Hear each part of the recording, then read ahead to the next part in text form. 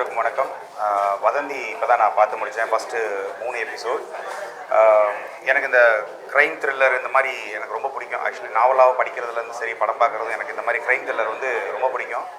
So அந்த வகையில் இது வந்து இப்போ என்ன சொல்கிறது, இப்போ ஒரு புஷ்கர் காயத்ரி அவங்க வந்து ஒரு விஷயத்தை வந்து அப்ரூவ் பண்ணி அது வந்து அடுத்த கட்டத்துக்கு நகருதுன்னா அதோட கதையோட ஆழமும் அந்த கதையோட டெப்த்தும் நமக்கு கன்ஃபார்மாக முன்னாலே மைண்டில் ஏற்றிட்டு தான் வருவோம். ஸோ ஒரு க்ரைம் த்ரில்லரில் எப்பயுமே பார்த்தீங்கன்னா ஒரு ஒரு ஒரு ஒரு கொலையோ இல்லை ஒரு ஒரு பிரச்சனையோ அதை நம்ம ஃபாலோ பண்ணிகிட்டு இருக்கும்போது அது யாராக இருக்கும் இல்லை என்னவாக இருக்கும் அப்படிங்கிற ஒரு ஒரு பேட்டர்னில் டெம்ப்ளேட்டில் தான் நார்மலாக ஒரு ஸ்டோரி நரேஷன் இருக்கும். பட் இந்த ஸ்டோரி இதை பொறுத்த வரைக்கும் எனக்கு இது ஒரு க்ரைம் த்ரில்லராகவே தெரியல. இது க்ரைம் த்ரில்லரை தாண்டி அதுக்குள்ளே ஒரு எமோஷன்ஸ் இருக்குது. ஒரு என்ன சொல்கிறது, ஒரு ஒரு மண் சார்ந்த ஒரு ஒரு ரிலேஷன்ஷிப்பை வந்து உயர்த்தி பிடிக்கிற மாதிரியான ஒரு எமோஷன்ஸ் இதில் நிறையா இருக்குது. ஸோ இந்த எமோஷன்ஸில் நமக்கு என்ன ஃபீல் ஆகுதுன்னா இதில் ஒரு சாகிறவங்களாக இருக்கலாம், இல்லை லவ் பண்ணுறவங்களாக இருக்கலாம், அவங்களெல்லாம் ரசிக்க முடியுது. ஸோ எனக்கு இது ரொம்ப பிடிச்சிருந்தது. இது பெரிய லெவலில் ரீச் ஆகும் அப்படின்னு தோணுது. எனக்கு வதந்தி 1 வந்து ரொம்ப பிடிக்கும். இப்போ இது பார்த்ததுக்கப்புறம் எனக்கு வந்து வதந்தி 1 விட இது பயங்கரமாக இருக்குது.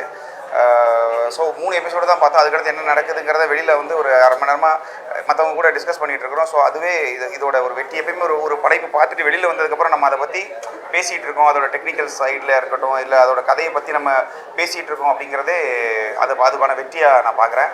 ஸோ இது கன்ஃபார்மாக இது மிக பெரிய லெவலில் ரீச் ஆகுங்கிற ஒரு நம்பிக்கை இருக்குது. ஆக்சுவலி இதில் ஆண்ட்ரூ அவரை வந்து என்ன சொல்கிறது, அவரோட ரைட்டிங் நமக்கு தெரியும், அவரோட ஸ்டைல் ஆஃப் மேக்கிங்கும் நமக்கு தெரியும் ஆண்ட்ரூ. பட் இது வந்து ரொம்ப யதார்த்தமாக இருக்குது. ஏதோ ஒரு மதுரையில் வாழ்ந்த ஒருத்தங்க அப்படி எடுத்த மாதிரி ஒரு ஃபீல் இருக்குது. அதோட வாழ்வியலை வந்து கரெக்டாக என்ன சொல்கிறது, தேவையான ஷார்ட்ஸு ரொம்ப கிஃப்ட் ரேப் பண்ணாமல் எமோஷனுக்கு வேண்டிய ஒரு மேக்கிங் இந்த இதில் இருந்துச்சு. அவரோட ஒரு ஒரு முதிர்ச்சி தெரிஞ்சது. ஆக்சுவலி ஆண்ட்ரோ எனக்கு வந்து அவரோட ஃபேன் ஆகிட்டேன். இப்போ எனக்கு நான் ஆக்சுவலி அவரோட ஒர்க்கிங் ஸ்டைலாகவே எனக்கு தோணலை. ரொம்ப ரொம்ப நேச்சுரலாக ரொம்ப யதார்த்தமாக இருந்தது. கதைக்கு அது தேவைப்பட்டுச்சு. இந்த இந்த கைண்ட் ஆஃப் ஒரு ஸ்டோரி நரேஷனுக்கு வந்து இந்த கைண்ட் ஆஃப் மேக்கிங் தேவை. ஸோ அதை அவர் கரெக்டாக பண்ணியிருக்கிறாரு ஆண்ட்ரூ.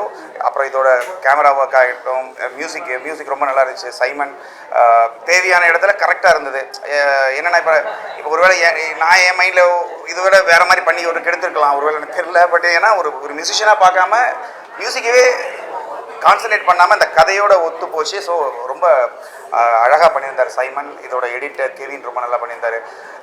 நான் ரீசெண்டாக ஒரு முஸ்லீம் படம் பண்ணியிருந்தேன். ஸோ ஒரு முஸ்லீம்ஸ் அவங்களுடைய ஒரு என்ன சொல்கிறது, அவங்களோட மேனரிசம் இல்லைனா அவங்க வந்து அந்த இன்ஷா அல்லான்னு சொல்கிறதா இருக்கட்டும், அது வந்து நேச்சுரலாக வரணும். அது வந்து சும்மா ஏதோ நம்ம டைலாக்காக இருக்கக்கூடாது. So Sasikumar sir first time நான் வந்து இப்படி ஒரு ரோலில் பார்க்குறேன். அவர் ஒரு முஸ்லீமாக அவர் ஃபீல் பண்ண விதம் வந்து ரொம்ப என்ன சொல்கிறது, இப்போ டைலாக்ல நம்ம எழுதும்போது இன்ஷா அல்லான்னு எழுதிடுவாங்க ஒரு முஸ்லீம் அப்படின்னா. ஆனால் இதில் அவர் டைலாக் டெலிவரியிலேருந்து எல்லாமே அது ரொம்ப நேச்சுரலாக வந்ததுங்கிறது ஒரிஜினல் ஒரு முஸ்லீம் பார்த்த மாதிரி இருந்தது.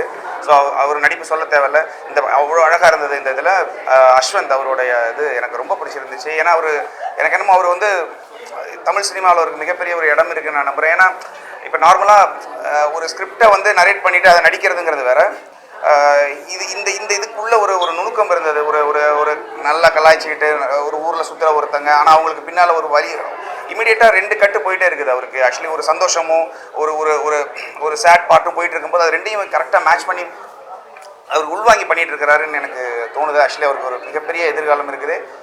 இது நான் சும்மா ஏதோ மைக்குக்கு முன்னால் பேசுகிறேங்கிறதுக்காக சொல்லலாம். அவர் ஒரு மிகப்பெரிய நடிகராக வருவார் அவர். ஸோ இதில் நடித்த மற்றவங்க எல்லாருமே விவேக் பிரசன்னாவிலேருந்து விவேக் பிரசன்னாங்கிறவர் வந்து எனக்கு நல்ல நண்பர். ஆக்சுவலி இதில் ஒரு ஷார்ட்டாக ஒரு போலீஸ் ஸ்டேஷனை வச்சு இது ஒரு யதார்த்தமான ஒரு போலீஸ் ஸ்டேஷன், இது ஒரு யதார்த்தமான கதைன்னு நம்ம வந்து கேமராவில் சொன்னாலும் அது அப்படித்தான் அப்படிங்கிறத அப்பப்போ ஆணி அடித்து சொல்லிகிட்டே இருக்கிறவர் விவேக் பிரசன்னா. அவரோட ஸ்லாங் ரொம்ப நல்லா இருந்தது. அது ரொம்ப ஃப்ளோவில் இருந்த மாதிரி இருந்துச்சு. ஏதோ அவர் அந்த ஊர்க்காரர் மாதிரியே பேசினது ரொம்ப நல்லா இருந்தது. ஸோ ஓவரால் எனக்கு ரொம்ப பிடிச்சிருந்துச்சு. இது உங்களுக்கும் பிடிக்கும்னு நம்புகிறேன். ஏன்னா இந்த மாதிரி ஒரு க்ரைம் த்ரில்லரில் ஒரு எமோஷனல் கலந்த, அதாவது பயங்கர ஒரு எமோஷன் இருக்கிற ஒரு க்ரைம் த்ரில்லர் நான் பார்த்து ரொம்ப நாள் ஆச்சு. இது கட்டாயமாக ஹிட் ஆகும். நீங்கள் கட்டாயமாக பாருங்கள். இது உங்களுக்கு பிடிக்கும் நான் நம்புகிறேன். இந்த ஹோல் டீமுக்கு ஆக்சுவலி வதந்தியோட அத்தனை பேருக்கு, இதுக்கு பின்னால் ஒர்க் பண்ண அத்தனை பேருக்கு நான் வந்து கன்க்ராட்ஸ் பண்ணுறேன். ஏன்னா அவங்க எல்லாமே ஆக்சுவலி பெருமையாக கால் ரத்திக்கு விட்டுக்கலாம். ரொம்ப அருமையான ஒரு படைப்பு. கட்டாயமாக பாருங்கள்.